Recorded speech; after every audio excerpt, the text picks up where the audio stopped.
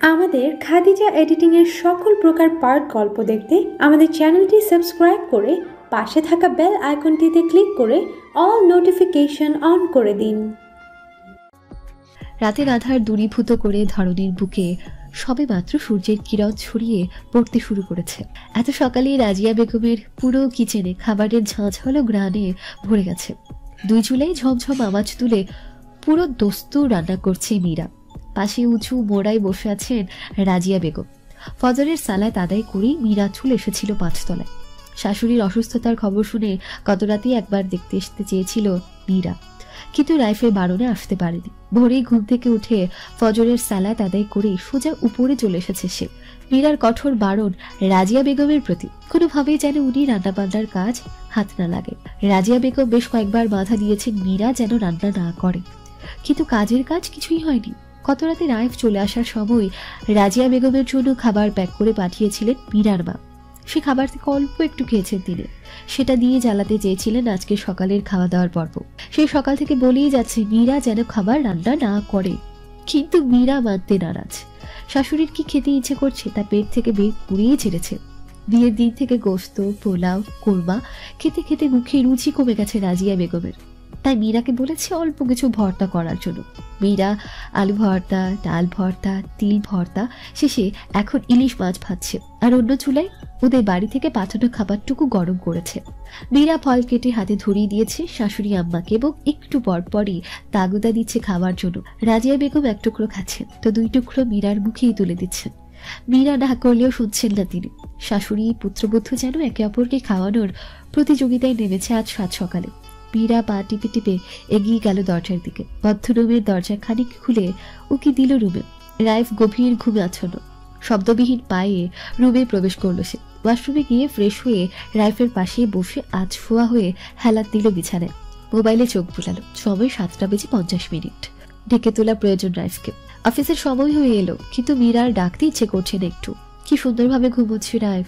শ্যামবর্ণের মুখটায় মায়া ছড়িয়ে পড়েছে সর্বত্র। লাজুক মীরার খুব করে ইচ্ছে করছে রাইফের এলোমেলো চুলগুলো ছুঁয়ে দিতে, আঙুলের সাহায্যে অগোছালো চুলগুলোকে আরেকটু এলোমেলো করতে। গত 3 দিনেই মীরার অভ্যেসটা কেমন পাল্টে গেছে হুট করে। রাইফের আঙুলে আঙুল রেখে রাত্রি যাপন করা মীরার গত রাতের ঘুমে বারবার খুঁজছিল রাইফের শক্তপোক্ত হাতটা। লোকটা ভালো, ভীষণ রকমের ভালো, কিন্তু মীরার অস্বস্তি ওই এক জায়গাতে। হুটহাট কথা বলে লজ্জায় ফেলে দেয় সুযোগ পেলে। সময় পেরোলো মিনিট 10। মীরার মনে রাইফকে ঘিরে হাজারো ভাবনার প্রজাপতির ন্যায় টানা ঝাপটাচ্ছে। এমন সময় পাশে রাখা মুঠোফোনটায় কর্কশ ভাবে বেজে উঠল অ্যালার্ম ধ্বনি। মীরা ব্যতিব্যস্ত হলো অ্যালার্ম অফ করার জন্য। বালিশের পাশে পড়ে থাকা মুঠোফোনটায় হাত দিতে রাইফের হাতটাও মীরার হাতের উপর স্পর্শ করলো। আচমকা কারো হাতের সংস্পর্শে রাইফ ভ্রু কুচকালো এবং সেকেন্ড 5 পার হতে কুচকালো ভ্রু সোজা হলো। বদ্ধ চোখের মুখটাতে ফুটে উঠল মুচকি হাসি। শক্ত করে আবদ্ধ করে নিল মীরার হাত। উপর হয়ে শুয়ে থাকা রাইফ পাশ ফিরল মীরার দিকে। চোখ খুলল। সকালবেলায় অপ্রত্যাশিত ভাবে কাঙ্ক্ষিত নারীর মুখটা দেখে প্রশান্তি ছেয়ে গেল তার হৃদয় জুড়ে। মীরা রাইফের চাকরিতে ফেরত দিল মুচকি হাসি। টিকটিক করে বেজে যাওয়া অ্যালার্মটা অফ করার জন্য হাত ছেড়ে নিতে চাইল মীরা। রাইফ বাধা দিল, হাত ছাড়ল না। উপায়ন্ত না পেয়ে মীরা মা হাতের সাহায্যে অ্যালার্ম অফ করে চাইল রাইফের পানে। সাধারণত স্বাভাবিক সময় মীরা নিঃসংকোচে তাকায় রাইফের পানে, চোখে চোখ রেখে কথা বলে কোনো অস্বস্তিবিহীন। কিন্তু রাইফের কিছু দৃষ্টি আছে, তীক্ষ্ণ দৃষ্টি, গভীর থেকে গভীরতর দৃষ্টি। সে দৃষ্টিতে শুধুই মুগ্ধতার ছড়াছড়ি। সে গাম্ভীর্যপূর্ণ দৃষ্টিতেই মীরা নজর রাখতে পারে না। দৃষ্টি রাখবে কি করে? রাইফের এই দৃষ্টিতে যে এক আকাশ সম প্রেম স্পষ্ট দেখতে পায় মীরা, অনুভব করে শিরা উপশিরায়। রাইফ দিশেহারা হলো। রাইফ ইশারা দিল মীরাকে পাশে পুরোপুরিভাবে শোয়ার জন্য, কিন্তু মীরা ইশারার সঙ্গ দিল না। বুঝিও না বোঝার ভান ধরল তৎক্ষণাৎ। ভ্রু উঁচিয়ে প্রশ্নাত্মক ইশারায় জিজ্ঞেস করল, কি? রাইফ আবারও ইশারায় বলল শুয়ে পড়ার জন্য, কিন্তু লাভের লাভ কিছুই হলো না তার। মাথায় দুষ্টু বুদ্ধি খেলে যাওয়া মীরা আবারও না বোঝার ভান ধরল। আবারও ইশারায় বোঝালো। রাইফের ইশারা বোঝেনি সে। প্রখর বুদ্ধি সম্পন্ন রাইফ ধরে ফেলল মীরার জ্বালাকে। রাইফ পুনরায় ইশারা দিল মীরাকে, যার অর্থ আমার ইশারা কি বোঝনি? মীরা ইশারাতে বলল বোঝেনি সে। রাইফ বিস্তৃত হাসল। ঠোঁট চেপে মিটমিটে হাসছে মীরাও। লাজুকলতার মিঠে মুচকি হাসি রাইফের মন শীতল করে তুলল। এই মেয়েটা জানেই না হাসলে কত সুন্দর লাগে তাকে। রাইফের সঙ্গ পেয়ে মীরাও যে দুষ্টু আয়ত্ত করে ফেলেছে সেটাও ধরে ফেললো সে। এই পর্যায়ে এসে সে শেষ টোপটা ফেলতে চায়। রাইফ ওস্তাদের সাথে পাঙ্গা নিয়েছে, খেলতে জমাতেই হবে, কেননা লাটাই তো তারই হাতে। আগুনে আগুন রাখা মীরার হাতটা আরো শক্ত করে ধরল। ধারালো চোখের তীক্ষ্ণ এক ইশারা দিল, যার অর্থ এবার পাল্টে গেছে। এবার আর পাশে শুতে বলেনি রাইফ, এবার সোজা তার বুকে মাথা রাখতে বলেছে মীরাকে, এবং পরক্ষণেই এটাও ইশারা করেছে এর বত্যই ঘটলে তার মুঠোয় আবদ্ধ হওয়া হাতটা টেনেই কাছে টানবে মীরাকে। রাইফের শেষ ইশারায় মীরার হাসি হাসি মুখটা থেকে ফুরুত করে উড়ে গেল মুচকি হাসিটুকু। কিছুটা লজ্জায় গোমরা হলো চেহারা।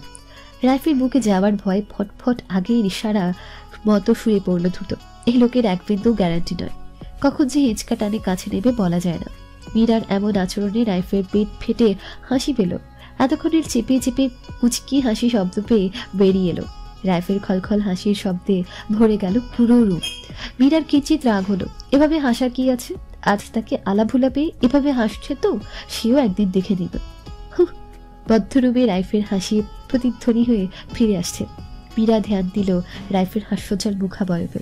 শ্যামসুন্দর পুরুষটার এমন হাসি দেখেনি সে আগে। মুগ্ধ চোখে তাকিয়ে সঙ্গ দিল রাইফেল। শেষ পর্যন্ত হেসে উঠল মীরা নিজেও। রাইফের হাসি থামল, এগিয়ে এলো মীরার দিকে। শীত হয়ে শুয়ে থাকা মীরার মুখ থেকে হাসি উবে গেল রাইফের হঠাৎ কাছে আসাতে।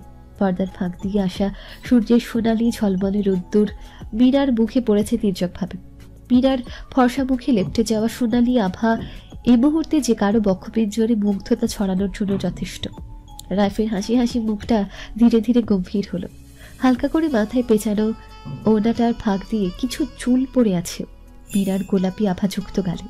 শান্ত স্থির মুখাবয়বে রাইফ মীরার মুখে সম্পূর্ণ দৃষ্টি নিবদ্ধ করে তাকিয়েছে উপুর হয়ে বুকে ভর দিয়ে। মীরার একটা হাত এখনো মুঠোই তার, অন্য হাতে গাল পড়ে থাকা চুলগুলো সরিয়ে দিল আলতো করে। নরম গালে রাইফের হাতের স্পর্শ পেয়ে মীরার হৃদয় থমকে গেল, চোখ বুজে গেল স্বয়ংক্রিয়ভাবে।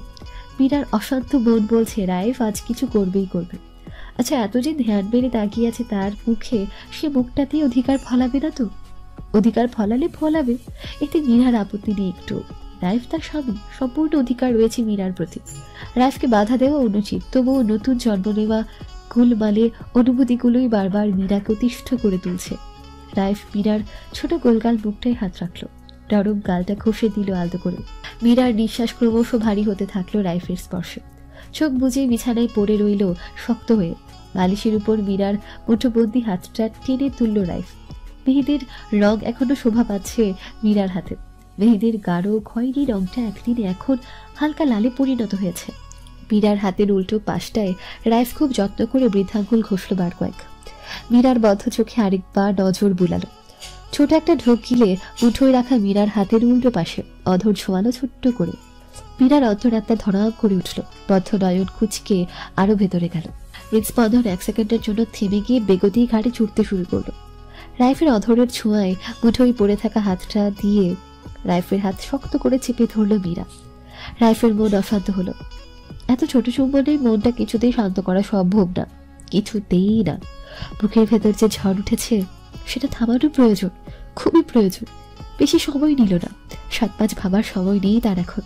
সুমুখে ধরে রাখা হাতটাতে পুনরায় গধর ছোঁয়ালো, 1 বার 2 বার 3 বার এবং পরপর অনেকবার। অজস্র চুমুতে ভরিয়ে তুলল মীরার মেহেদি রাঙা হাত, কখন বা সশব্দে, কখনো বা শব্দবিহীন। জানামাজে বসে অঝরে অশ্রু বর্ষণ করছে মীরা। মিনিটের পর মিনিট অতিবাহিত হচ্ছে, একভাবেই বসে আছে সে। আজ তার কোমল হৃদয়টা বিষণ্ণতায় ছেয়ে গেছে। বিষাদের আনাগোনা তার মণিকঠায়। দেখতে দেখতে গত হলো 4টা বছর। মীরাকে একা করে নূরজাহান বেগমের গত হবার 4টা বছর। নিঃসঙ্গ মীরার সঙ্গী হয়েছে এখন, কিন্তু 2 চোখ ভরে যার দেখার কথা ছিল সেই নেই। মীরার কান্নায় ফুলে ফেপে ওঠা রক্তিম লাল চোখ দুটো স্থির হয়ে তাকিয়ে আছে জায়নামাজের উপর। নীরবে অশ্রুপাত করার আকুল চেষ্টা করছে মীরা, কিন্তু বারবার ঝড়ের বেগে তলা পাকিয়ে চিৎকার করে বেরিয়ে আসছে কান্নাগুলো। অবাধ্য কান্নাকে দমন করার ব্যর্থ প্রচেষ্টারত মীরার শরীর কেঁপে কেঁপে উঠছে, ঘুমিয়ে কেঁদে উঠছে মাঝে মাঝে। আজকের দিনে ভঙ্গুর হৃদয়ের মীরার খুব ইচ্ছে করছে দাদি জানের সান্নিধ্য পেতে। তাকে না ছুতে পেল। তাকে জড়িয়ে দেখা সোদা মাটির ঘ্রাণ নিতে হৃদয়টা ভীষণ রকমের ব্যাকুল হয়ে আছে তার। চোখ মুছে পাশের টেবিল থেকে মুঠোফোনটা হাতে নিল মীরা। কল লিস্টের দ্বিতীয় নাম্বারটাতে ডায়াল করলো সে। পরপর 3 বার রিং হতে রিসিভ হলো। রাইফের কণ্ঠস্বর শোনা গেল কানে ধরে রাখা মুঠোফোনটায়। উৎকণ্ঠিত কণ্ঠে রাইফ বলছে, কি ব্যাপার আজ? আমার মহারানীর তলব পড়েছে যে, কোনো সমস্যা মীরা? ছোট্ট একটা ঢোক গিলে ভেজা গলায় বলল মীরা। না, সমস্যা না, আমি একটু বাইরে যাব, দাদিজানকে মনে পড়ছে খুব। যাই? একা যাবা? আমি আসি। না না, আপনার কষ্ট করে আসতে হবে না, উর্মিকে সাথে নিয়ে যাব আমি। রাইফ হাত ঘড়িতে চোখ বুলালো। সময় 2:55।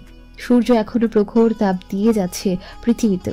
ফোনের অপর প্রান্ত থেকে মীরাকে উদ্দেশ্য করে বলল রাইফ, একটু পর বের হও মীরা, এখন বাহিরে অনেক রোদ। 4টা বা 4:30 নাগাদ বের হবা, কেমন? আর শোনো, আমি আসবো তোমাকে নিতে, ফোন কাছেই রেখো। ঠিক আছে। মীরা ছোট্ট জবাবের পরে নীরব হলো ফোনের 2 প্রান্তের মানুষ দুটো।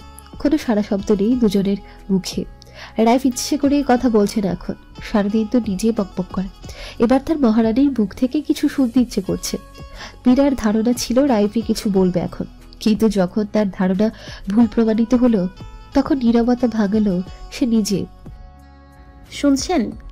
শোনার জন্যই বসে আছি। রাইফের গলায় ঠাট্টার সুর। মীরা ছোট করে প্রশ্ন করলো, খেয়েছেন? হুম। মীরার কিচ্ছিত রাগ হলো রাইফের জবাবে। সবসময় তো কথার ফুলঝুরি নিয়ে বসে থাকে, আর আজ হু হা বলে কেটে পড়ছে, কথাই বলছে না। এমনিতেই মীরার মুড খারাপ, তার উপর হু হা। ভালো লাগে না এভাবে। কি একতরফা কথা বলা যায় নাকি? ধৈর্য হারা হয়ে মীরা নিজেই শুধালো, আপনি কি ব্যস্ত? পিঠ টান টান করে বসে একটানা কাজ করা রাইফ আরাম করে হেলান দিল চেয়ারে। লম্বা একটা হাই তুলে বলল, ব্যস্ত হতে চাচ্ছিলাম। আমার মহারানীর কথা শুনে ব্যস্ত হওয়ার শখ জেগেছিল খুব, কিন্তু শেয়ার হলো না। আম্মা কি করে? ঘুমাচ্ছে। তুমি বিশ্রাম নাও একটু, সাবধানে এসো। ঠিক আছে, রাখি। রাখো। পরন্তু বিকেলে আসরের সালাত আদায় করে বেরিয়ে পড়েছে মীরা এবং উর্মি। রিক্সা দিয়ে এসে মূল গন্তব্যের একটু আগেই নেমে পড়েছে দুজন। ব্যস্ততম শহরে দুজন পায়ে পায়ে পা মিলিয়ে হাঁটতে চায় কিছুক্ষণ। 5 মিনিটের পথ অতিক্রম করে কবরস্থানের মূল ফটক দিয়ে প্রবেশ করলো দুজন। দুরন্ত স্বভাবের উর্মিও আজ ঝিমিয়ে গেছে। মীরার মতো নিয়ে পড়েছে মন। মীরার হাতটা ধরে ইট বাঁধা সরু পথটা দিয়ে সামনে এগিয়ে ডান দিকে মাথায় করা 3টা কবরের পরের কবরেই এসে পা থামলো দুজনে। দাদিজানের মাথার কাছে চুপটি করে দাঁড়ালো মীরা। কোনো রানী দুজনের মুখে।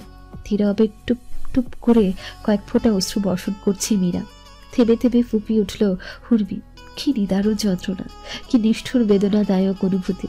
পাতলা ঠোঁট নাড়িয়ে বিড়বিড় করে সূরা তেলাওয়াত করছে মীরা। ভেজা নয়নে সময় অতিবাহিত হল অনেকক্ষণ। সবুজ ঘাসে বসে আছে উর্মি, কিন্তু মীরা ঠাঁই দাঁড়িয়ে। পেছন থেকে রাইফের আওয়াজ শোনা মাত্র চমকিত হলো মীরা। চকিত দৃষ্টিতে ঘুরে তাকালো তৎক্ষণাৎ। সাদা ফরমাল শার্ট, কালো প্যান্টের পরিপাটি বেশভূষা রাইফের যে কারো নজর কাটতে সক্ষম। স্বামীর পানে ভেজা নয়নে এক পলক তাকিয়ে মুখটা আড়াল করে নিল মীরা। চুপিসারে চোখের জল মুছিয়ে ফেলল। দুঠোঁট হালকা গোলাকৃতি করে ছেড়ে দিল ভেতরে জমে থাকা হাহাকার ভর্তি চাপা দীর্ঘশ্বাস। উর্মি উঠে দাঁড়ালো রাইফকে দেখে। রাইফের চোখে চোখ পড়তে বেদনা ভরা মুখটাতে ফুটিয়ে তুলল কিঞ্চিত হাসি। চোখে চোখে কথা হলো উর্মি এবং রাইফের। উর্মির কাছ থেকে রাইফ যা জানতে পারলো তার সারমর্ম মীরার অবস্থা ভালো না। সরানো যাচ্ছে এখান থেকে। খিদে কোদে একাকার অবস্থা। এবার আপনি সামলান। রাইফ মীরাকে ঘুরিয়ে নিল নিজের দিকে। চোখের কোল বেয়ে পড়া অশ্রুটুকু সান্ত্বনা দেওয়া হাতের অভাবে শুকিয়ে গেছে, দাগ হয়ে গেছে ফর্সা গালে। মীরার লালচে হয়ে আসা গাল দুটোই হাত রাখল রাইফ। শুকনো দাগটাতে বৃদ্ধাঙ্গুল ছোঁয়ালো। আলতো করে মুছে দিল অশ্রুপাতের শেষ চিহ্নটুকু। রাইফের ভরসার হাতটা মীরার হাত টেনে নিল নিজের দিকে। সামনে পা এগোতে এগোতে মীরাকে ইশারা করলো তার সাথে পা মেলানোর। বোনের ভরসার হাতটা টেনে নিল উর্মিকে। 3 জোড়া পা চলল একই পদক্রমে। দুজনে মনে নানি এবং দাদিজানকে হারানোর শোক তো অপরজনের মনে সুক্রিয়া। মীরাকে নিজের করে পাওয়ার সুক্রিয়া। একসাথে চলা 3 জোড়া পায়ের এক জোড়া পা হঠাৎ কিছুটা ধীর হলো। এ পর্যায়ে এসে বাম দিকের কোনায় সাদা রঙের কবরটাতে নজর রাখল রাইফ। পিতার শূন্যতা অনুভব হলো। ছাপা কষ্টে রক্তক্ষরণ হলো শক্তপোক্ত বুকের বাঁ পাশটাতে। রাস্তার পাশে দাঁড়িয়ে আছে মীরা। উর্মি আর দাঁড়িয়ে থাকতে পারছে না, পায়ের ব্যথায় হেলা দিয়েছে স্ট্যান্ড করে রাখা রাইফের বাইকে। সামনের দোকান থেকে ফাস্ট ফুড পার্সেল করা প্যাকেটটা হাতে নিয়ে বড় বড় পা ফেলে মীরাদের কাছে এসে দাঁড়ালো রাইফ। পার্সেলটা উর্মির হাতে দিয়ে হাঁক ছাড়লো রিকশার জন্য। হাত উঁচিয়ে ডাকলো একজন অর্ধবয়স্ক ব্যক্তিকে, যিনি পরিবারের মুখে হাসি ফোটাতে ঝড় বৃষ্টি উপেক্ষা করে রিকশার প্যাডেল ঘোরান জীবিকার তাগিদে। অর্ধবয়স্ক লোকটা কাছে আসলে বাসার অ্যাড্রেস বলল রাইফ। রিকশাওয়ালা ব্যক্তিটা একগাল হেসে দিলেন, বললেন সেদিকে যেতে ইচ্ছুক তিনি। ধৈর্যহারা উর্মি পায়ের ব্যথায় আর দাঁড়িয়ে থাকতে পারল না। তড়ি ঘড়ি করে এক প্রকার লাফ দিয়ে রিকশায় উঠে গেল। বসে পড়ল এক পাশে মীরার জন্য জায়গা রেখে। রাইফের পাশে এক হাত পেছনে দাঁড়িয়ে থাকা মীরা স্বভাববশত মাথায় পেঁচানো ওড়নাটা শুধু শুধু টানল একটু। রিকশায় ওঠার জন্য দু কদম এগিয়ে গিয়ে রাইফ অতিক্রম করবে এমন সময় মীরার হাত রাইফের হাতে বন্দী হলো। টান পড়ল কোমল হাতে। প্রশ্নাত্মক দৃষ্টিতে পিছু ফিরল মীরা। রাইফ মীরাকে এক পলক দেখে সামনে চোখ রাখল। উর্মিকে উদ্দেশ্য করে বলল, আমাদের ফিরতে দেরি হবে শালিকা, তোমার বোনটাকে নিয়ে একটু ঘুরবো, তুমি পৌঁছে একটা কল দিবা, ঠিক আছে? যাও। পা ব্যথায় জর্জরিত উর্মির মুখে ফুটল দুষ্ট হাসি। রাইফ আজ উর্মিকে শালিকা সম্বোধন করছে। যেখানে ছেলে মেয়ে সমান অধিকার, সেখানে উর্মি কেন পিছিয়ে থাকবে? ঠোঁট চেপে মুচকি হেসে বলল উর্মি, আপনাদেরই সময় দুলাভাই, কাবাবের হাড্ডি হাড্ডি ফিল নিতে চাচ্ছি না আজ। দোয়া করিস মিরু, বাসায় পৌঁছানোর আগে যেন একটা আশিক মিলে যায়, দেওয়ানা হয়ে যায় আমার প্রেমে। গোধূলি লগ্ন। পশ্চিম আকাশে ঢলে পড়া গোলাকার রক্তিম সূর্যটার তেজ এখন নেই বললেই চলে। শহর কৃত্রিম আলোয় আলোকিত হতে শুরু করেছে। মীরার ধরে রাখা হাতটা টেনে বাইকের সামনে এনে দাঁড় করালো রাইফ। এতক্ষণ মনের মাঝে চেপে রাখা প্রশ্নটা করেই ফেলল মীরা। কোথায় যাবেন? ঘুরে আসি চলো, ভালো লাগবে তোমার। আচ্ছা প্রিয়, কোনো জায়গা আছে তোমার? কোথায় যেতে চাও বলো? পরপর প্রশ্ন করা রাইফের প্রস্তাব মীরার ভালো লাগলো। বিষণ্ণ বোনটা যদি একটু ভালো হয় এই সুযোগে। এই শহরের কোলাহল থেকে দূরান্তর যেতে চাই মীরা। ধীর কণ্ঠে স্পষ্ট ভাষায় জবাব দিল সে। যেদিকে চোখ যায়। রাইফের স্বাভাবিক চেহারায় ঠোঁটের কোণে হাসি ফুটল। ব্যস্ত নগরীর ব্যস্ত সবকিছু, কেউই দেখার জন্য ঠিক বা তাদের আলাপচারিতা শোনার জন্য থেমে নেই। তারপরেও পুরুষালী কণ্ঠরা যতটুকু সম্ভব খাদে নামালো রাইফ। ফরাট কণ্ঠে শান্ত ভঙ্গিতে বলে উঠল, আমার মন তো শুধু তোমাকেই চাই, আষ্টে পৃষ্ঠে জড়াতে চাই। উর্মি বাসায় পৌঁছেছে মিনিট 5 আগে। কোনো রকমে ফ্রেশ হয়ে রাইফের দেওয়া খাবারের পার্সেল নিয়ে বসেছে বিছানার ঠিক মাঝ বরাবর। এক হাতে তার বার্গার, তো অন্য হাতে পিৎজার টুকরো। দুটোতে সমান তালে কামড় বসিয়ে তন্তপাটিতে পিষ্ট করে গলধকরণ করছে সে। মাঝে মাঝে অমৃত স্বাদ নিচ্ছে চোখ বন্ধ করে। খাবারের স্বাদকে আরো দ্বিগুণ করে তুলতে দু হাতের কবজির সাহায্যে কোল্ড ড্রিঙ্কসের ক্যান তুলে চুমুক দিচ্ছে থেমে থেমে। বার্গারে মাত্র বড়সড় আরেকটা কামড় বসানোর জন্য মুখে হা করতে মায়ের উচ্চ আওয়াজের ডাক কানে আসলো উর্মির। বিরক্তির ভাঁজ ফুটে উঠল কপালে। এমনিতে তার মন মেজাজ খারাপ, তার উপর মায়ের ডাকাডাকি। শান্তি নেই একটু। অবশ্য মেজাজ খারাপেরও যথেষ্ট কারণ আছে তার কাছে। বাসায় ফেরার সময় উর্মি আজ আশেপাশে নজর রাখতে আসছিল, এভেবে যে যদি কেউ তার দিকে প্রেমের ইশারা টিশারা দেয়। কিন্তু আশায় গুড়ে বালি দিয়ে কোথা থেকে যেন হুট করে আগমন হলো তার শ্রদ্ধেয় পিতার। রিক্সা থামিয়ে দুইটা বাজারের ব্যাগ রিক্সায় দিয়ে বলেছিল বাসায় নিয়ে যেতে। তার দেরি হবে ফিরতে। দুঃখে কষ্টে মাঝ রাস্তায় অল্পের জন্য কেঁদে দেয়নি উর্মি। থুতনির নিচে আটকে রাখা মাস্কটা দিয়ে দ্রুত মুখ ঠেকেছিল সে লোকলজ্জার ভয়। এভাবে পরিচিত কেউ দেখলে নিশ্চিত ঠাট্টা করতে ভুলবে না। এমনিতে শখের পুরুষের দেখা পাচ্ছে না সে, তার উপর বাজারের ব্যাগ। এই বুঝি মা ইজ্জত ধুলিসাৎ হয়ে গেল তার। তাকাবে না, কেউ তাকাবে না আজ তার দিকে। প্রশ্নই ওঠে না তাকানো। ড্যাশিং হ্যান্ডসাম সুদর্শন যুবক যখন দেখবে দুইটা বাজারের ব্যাগ নিয়ে যাচ্ছে সে, কেউ কি ফিরে তাকাবে? হতাশ মনে বিড়বিড় করে তখন বলেছিল উর্মি, আমার ভবিষ্যতের জান প্রাণ আত্মা, আমি বুড়ি হলে দেখা দিন বুঝছেন, নাকি মায়ের কোল থেকে হাঁটাই শুরু করেনি কে জানে। ভাল লাগে না, দ্রুত আসতে কি হয় অসভ্য লোকটার। পশ্চিম আকাশে ঢলে পড়া অস্তমিত প্রায় সূর্যটা টুকটুকে লাল রং ধারণ করেছে নীল আকাশের বুকে। যে কোনো সময় হারিয়ে যাবে দূর ওই আকাশ হতে। পিচ ঠালা সরু রাস্তায় পশ্চিম আকাশে ছুটে চলেছে বাইক।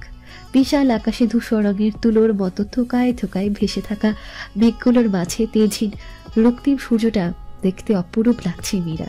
এরই মধ্যে শহরের কোলাহল থেকে দুজন চলে এসেছে গ্রামের দিকে। পিচঢালা রাস্তার দুপাশে যত দূর চোখ যায় ধু ধু করে বিরান ভূমি। অনেকক্ষণ পরপর দুই একটা বাড়ির দেখা পাওয়া যাচ্ছে। লোকালয় থেকে লোকালয় ছেড়ে সামনে এগিয়ে যাচ্ছে বাইকের উপর বসে থাকা দুজন। শিশিরে হাওয়া ছুঁয়ে নিচ্ছে রাইফ মীরাকে। মীরার নরম কোমল হাতটা রাইফের কাছে। এই হাতটা যখন রাইফের শক্তপোক্ত কাঁধ ছুঁয়েছিল, কোমল হাতের মেয়েটার কেঁপে উঠেছিল তনু মন। কাঁধে ছোঁয়া পাওয়া মানুষটার মন হয়ে উঠেছিল উৎফুল্ল।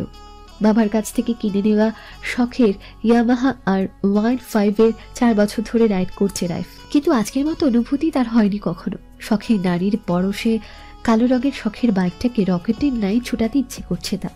কিন্তু পেছনে বসা রমণীটা যে তার খুবই নাজুক, সাথে ভীষণ আদুরেও বটে। এই তো মিনিট 20 আগের কথা। যাত্রা শুরুর পূর্বে যখন হেলমেটটা মীরাকে নিজ হাতে পরিয়ে দিচ্ছিল রাইফ, লজ্জাবতী পাতালায় নুয়ে পড়েছিল মীরার ঘন আঁখি পল্লব। রাইফের তখন খুব করে ইচ্ছে করছিল মীরার নুয়ে পড়া আঁখি পল্লবের উপর অধর ছোঁয়াতে, রক্তিম লাল সূর্যের ন্যায় ছোট ছোট চুম্বন এঁকে সৌন্দর্য বর্ধন করতে মীরার লাজুক মুখশ্রীতে। প্রাকৃতিক সৌন্দর্যে মুগ্ধ হয়েছে, চোখে মুখে সেই মুগ্ধতা স্পষ্ট দৃশ্যমান মীরার। দু চোখ ভরে অবলোকন করছে দুপাশের গ্রাম্য দৃশ্য। বিশুদ্ধ শ্বাস নিচ্ছে বুক ভরে। বাইক চালিয়ে মাইলের পর মাইল পথ অতিক্রম করতে থাকা রাইফকে মৃদু আওয়াজে শুনে ফলে ডেকে উঠল মীরা। সৌফো বাতাসের শব্দ আর হেলমেট পরা থাকায় শুনতে পেল না রাইফ। রাইফের কাঁধে রাখা হাতটা হালকা চাপ দিয়ে গলার স্বর কিঞ্চিত উঁচু করে চেঁচিয়ে ডাকল মীরা। শুনুন। কান খাড়া করল রাইফ। তৎক্ষণাৎ অর্ধাঙ্গিনীর ডাকে সাড়া দিল তার কণ্ঠ অনুকরণ করে। হ্যাঁ বলুন। হেলমেটটা খুলি? অসুবিধা হচ্ছে? না, বাতাসটা পুরোপুরি নিতে ইচ্ছা করছে। দাঁড়াবো? না, আমি পারবো। মীরা পারবে বলার পরেও রাইফ বাইক থামালো। মীরার কার্য সম্পন্ন হলে যাত্রা শুরু হলো আবারও। বেশ কিছুক্ষণ সময় অতিবাহিত হওয়ার পর রাইফ নিজেই ডেকে উঠল মীরাকে। মীরা। জি। একটা কথা। রাইফের সাথে থাকতে থাকতে স্বামীর বিদ্যে কদিনের বেশ আয়ত্ত করে ফেলেছে মীরা। রাইফের বিদ্যা কাজে লাগিয়ে তারা ভাবে বলল সে। একটা কেন, 2টা বলুন। মীরার জবাবে ঠোঁট বিস্তৃত করে প্রশস্ত হাসি ফুটল রাইফেল। স্ত্রী তার বেশ ভালো দীক্ষায় দীক্ষিত হয়েছে দেখা যাচ্ছে। ঘাড় ঘুরিয়ে একটু দেখার চেষ্টা করল মীরাকে। তুমি বিয়েতে কেন রাজি হয়েছিলে মীরা? এত পাষাণ তুমি, আমার কথা একটু ভাবলা না? শুধালো। কি উলটপালট কথা বলছে লোকটা। নিজের বিয়ের সম্বন্ধ পাঠিয়ে বিয়ের জন্য উতলা হয়ে এখন নিজেই বলছে তার কথা নাকি ভাবেনি। মাথায় আজ ওনার অবরোধ চলছে নাকি? কেমন কটকল মার্কা কথাবার্তা। হালকা চেঁচিয়ে জবাব দিল মীরা। আপনার কথা ভেবেছি বলেই তো রাজি হয়েছি। আরে বোকা মেয়ে, তোমার দাদিজান আমার নূরজাহান ডার্লিং বেঁচে থাকা অবস্থায় যে বিয়েটা ঠিক হয়েছিল সেটাতে কেন মত দিছিলা? মীরার বোধগম্য হলো এবার। দাদির কথা মনে পড়ার সাথে সাথে খানিক মন খারাপও হলো। চুপ করে রইল সে। রাইফ চেঁচিয়ে আবারও ডাকলো মীরাকে। মীরা ছোট আওয়াজে সাড়া দিতে শুধালো রাইফ। মন খারাপ হলো বিয়ে ভেঙেছিল বলে? না, দাদিজানের পছন্দ ছিল তাই রাজি হয়েছিলাম। ভাগ্যিস বিয়েটা ক্যান্সেল হয়েছে। তোমার যদি বিয়েটা হয়েই যেত? মীরা মন পড়া বিবশ কণ্ঠে জবাব দিল। হতো না, বিয়েটা ক্যান্সেল হতো যেভাবেই হোক। আপনার সাথেই যে আমার রিজিক জুড়ে আছে। শুধু বিয়ে ভাঙার অছিলাটা দাদিজান না হলেও পারতো। আগে হোক বা পরে, আমি তো আপনারই হতাম। পুরোপুরি হতে আর কতদিন লাগবে মীরা? দেরি তো সহে না, মনে তো মানে না। মীরা বলল কি আর রাইফের জবাব কি? এ লোকটার সাথে মীরা আর পারছে না। সবসময় ইনিয়ে বিনিয়ে ইঙ্গিতপূর্ণ কথা বলবেই বলবে। রাইফের কথা শুনে কান গরম হয়ে মাথা শূন্য লাগছে মীরার। কোনো রকমে একটা প্রবাদ ছুড়ে দিল রাইফের উদ্দেশ্যে। সবুরে মেওয়া ফলে, অপেক্ষা করেন। মেওয়ার মিঠে স্বাদ নিতে মরিয়া হয়ে আছি। আমার আশার 16 কলার পূর্ণতা কিন্তু চাই চাই। রাইফের আবারও ইঙ্গিত দেওয়া অর্থপূর্ণ কথাতে কিছুটা লজ্জা পাওয়া মীরা কপট রাগ দেখালো। রাইফকে চুপ থাকতে বলে শাঁসালো খানিক। মীরার শাসন গায়ে লাগলো না রাইফের। উল্টো হু হু করে হেসে দিল। হাসির চোটে শরীর মৃদু দুলছে তার। মীরা রাগান্বিত স্বরে মৃদু আওয়াজে ধমকে উঠল আবার। রাইফ লুকিং গ্লাসে তাকালো। মীরার নজরে নজর আবদ্ধ হতেই দৃষ্টি সরিয়ে নিল মীরা। আকাশি রঙের মাস্কে ঢাকা মুখাবয়বে মীরার ছোট ছোট দৃশ্যমান চোখ দেখে স্পষ্ট বোঝা যাচ্ছে হাসছে সে।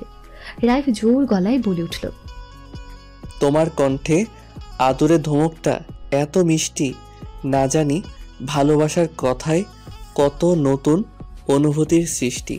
শোনো আমার লজ্জাবতী, তোমার কড়া ধমকের আড়ালে চোখে ফুটে ওঠা গোপন হাসি এই হৃদয় ছেদন করলো। এই রাইফ আজ মরতে মরতেও অমর হলো। বুড়িগঙ্গা নদের উপর সুবিশাল ব্রিজের মাঝে দাঁড়িয়েছে দুজন। আজ ভরা পূর্ণিমা। সম্মুখে সুদূরে অবস্থিত পার্শ্ববর্তী দেশ ভারতের দানবীয় পাহাড়টার কোল বেয়ে আসা নদীর টলমলে জল স্পষ্ট দেখা যাচ্ছে চাঁদের আলোয়। জোনাকি পোকা জ্বলছে ঝোপে ঝাড়ে, ছিছি পোকার ডাকও শোনা যাচ্ছে আশেপাশে। গ্রাম্য এলাকা বলে খুব একটা আনাগোনা নেই মানুষজনের। দুই একটা গাড়ির যাতায়াত দেখা যাচ্ছে মাঝে মাঝে। ব্রিজের মাঝ বরাবর একপাশে দাঁড়িয়ে এক জোড়া কপতি সুউচ্চ ব্রিজে শীতল বাতাস মন প্রাণ জুড়িয়ে দিচ্ছে দুজনে। ব্রিজের রেলিং ধরে দাঁড়িয়ে থাকা মীরার হালকা গা ঘেঁষে পেছন দিকে পাশে এসে দাঁড়ালো রাইফ। ডান বাহু দিয়ে মীরার ডান পাশের রেলিংটা ধরে ফেলল। একদিকে রাইফেল সুঠাম দেহ, অন্যদিকে বলিষ্ঠ বাহু দিয়ে ঘিরে বুকের খুব নিকটে আবদ্ধ করেছে মীরাকে। এমনভাবে আবদ্ধ করেছে যে শরীরের সাথে শরীর স্পর্শ হবে ভাব, আবার হচ্ছেও না। রাইফ কাছাকাছি আসতে রেলিং থেকে হাত নামালো। আড়ষ্ট থেকে আরো আড়ষ্টতর হলো মীরা। ছটফট করে উঠল তার বক্ষপিঞ্জর। রাইফের মুখের কাছে ওড়না দিয়ে আচ্ছাদিত মীরার মাথাটায় চুমুর পরও ফেঁকে দেওয়ার লোভ সামলাতে পারল না। মীরার অজান্তে অধর ছোঁয়ালো ছোট্ট করে। দিন শেষে এতটুকুতে ভীষণ রকমের শান্তি অনুভব করল সে। আরেকটু শান্তি পেতে মরিয়া হয়ে উঠল পুরুষালী হৃদয়। রেলিং থেকে হাত সরিয়ে মীরার হাতের উপর হাত রাখল। মীরার ছোট্ট দেহটাতে আলতো করে জড়িয়ে ধরল পেছন থেকে। পুরো শরীর জুড়ে শীতল স্রোত বয়ে যাওয়া মীরার বক্ষপিঞ্জর এর অবস্থা এখন টালমাটাল। শিরা উপশিরায় শিহরণ বয়ে যাচ্ছে দ্রুত গতিতে। নিজেকে এরকম পরিস্থিতিতে সামলাবে এমন সময় 10 সেকেন্ডের ব্যবধানে বেপরোয়াভাবে ক্ষিপ্র গতিতে ছুটে আসা মালবাহী ট্রাক দিকভুল করল। উচ্চ আওয়াজে হর্ন বাজিয়ে দিয়ে আসলো তাদের দিকে। রাইফের দিকে সেকেন্ডের ব্যবধানে ঘুরে দাঁড়ালো মীরা। ভয়ে দুহাত শক্ত করে আঁকড়ে ধরল রাইফের কোমর। মুহূর্তে গগন বিদারী চিৎকারে ভরে উঠল রাতের আকাশ। রাজিয়া বেগম এশার সালাত আদায় করেছেন কিছুক্ষণ হলো। বেশ কিছুক্ষণ জায়নামাজে বসে থাকার পর উঠে মুঠোফোনটা হাতে নিয়ে বিছানায় বসেছেন ছেলে আর পুত্রবধূর খোঁজ নিতে। রাইফ সে যে সন্ধ্যার কলে জানিয়েছিল তাদের ফিরতে দেরি হবে, রাত্রি প্রায় 9:30 বেজে যাচ্ছে, এখনো ফেরার নাম নিচ্ছে না। ছেলে রাত বিরাতে বাসায় দেরিতে ফিরলেও মীরাকে নিয়ে বেশিক্ষণ যেন বাইরে না থাকে তা পই পই করে বলে দিয়েছিলেন তিনি। এত দেরিতে হওয়ার কথা না।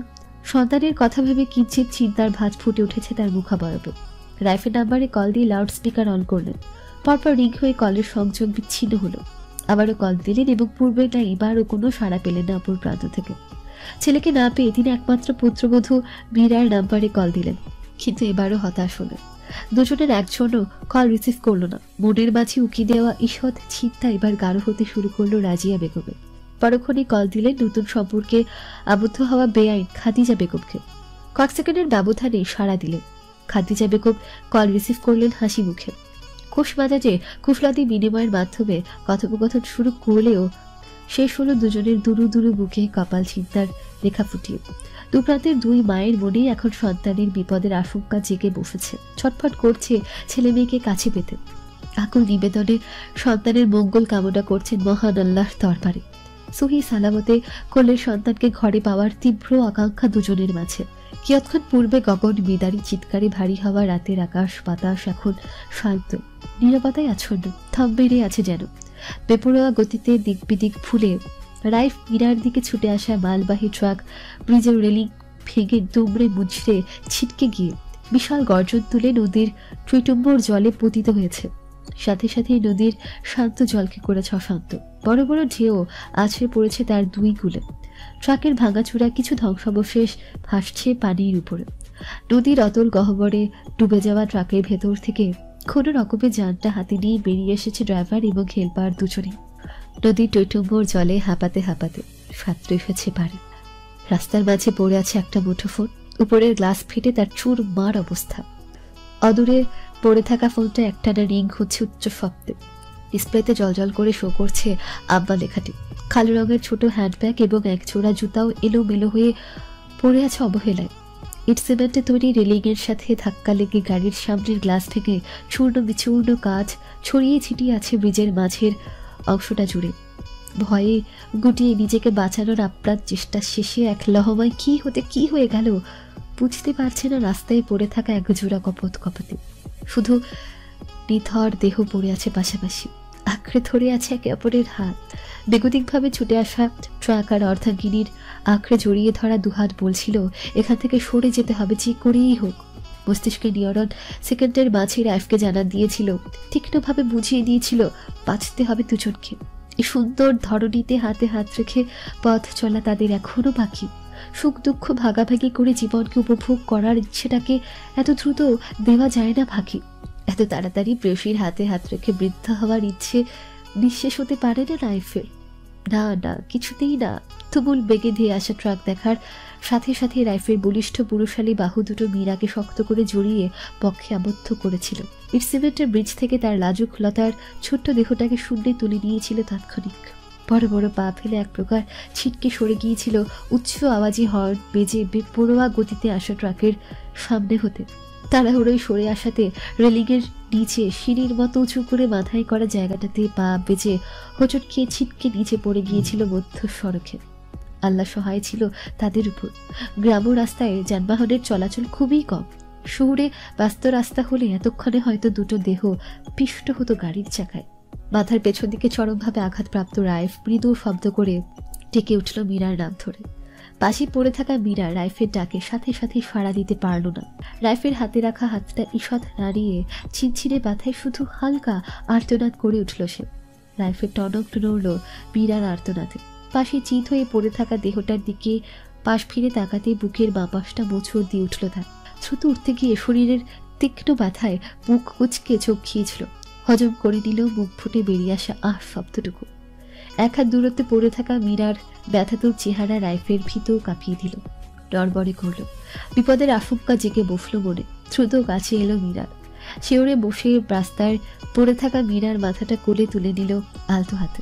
এতক্ষণের বদ্ধ চোখ জোড়া পিটপিট করে খুলল মীরা। ভয় মিশ্রিত ব্যথাতুর মুখটায় চোখের কোল বেয়ে জল গড়িয়ে পড়া ভেজা পল্লব খুলল। ঝাপসা দৃষ্টিতে রাইফকে দেখে বেদনা ভরা মুখশ্রীতে মৃদু হাসি ফুটল মীরার সুরো গোলাপি ঠোঁটের কোণে। পিচ ঢালা সড়কের মাঝে ছিটকে পড়ে গিয়ে ছিলে যাওয়া কোমল হাতটা ঊর্ধ্বে তুলে ছুঁয়ে দিল রাইফের গালে। শুষ্ক গলাটা ছোট্ট ঢোক গিলে ভিজিয়ে নেওয়ার বৃথা চেষ্টা করে মীরা ধীর কণ্ঠে নিস্তেজ গলায় শুধালো,